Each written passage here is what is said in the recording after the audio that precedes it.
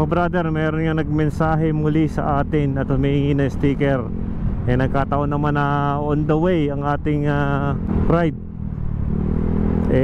Aabutan na natin ng sticker dito. Minessage na natin siya, brother.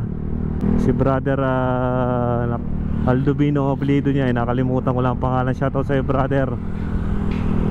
Titigil ako din sa sinasabi mong Eco Verde sa may hilerang kawayan. Ito na ba yun? Baka ito na yun si brother.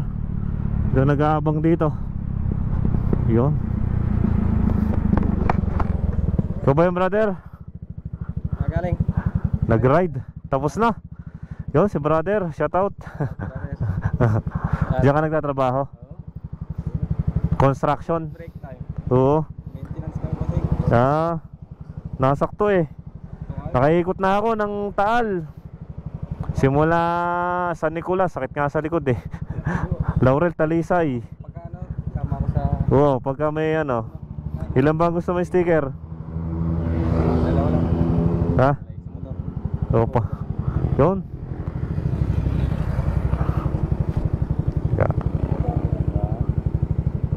Rock and roll. Yun, ako naman ang pipicture. Arnold, brother Arnold pala, no?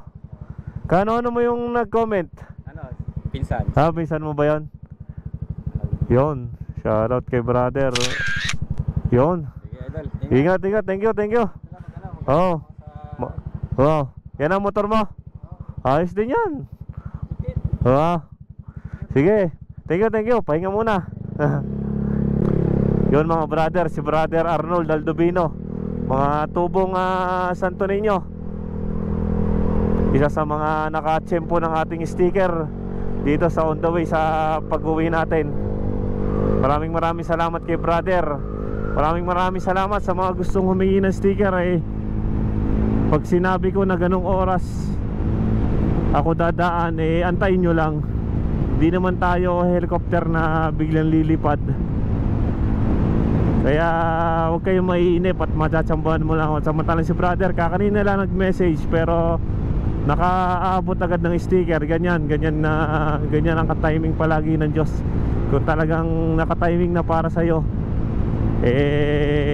ibibigay yan sa iyo. Kaya magtiwala ka lang. Maraming salamat sa ating mga brother.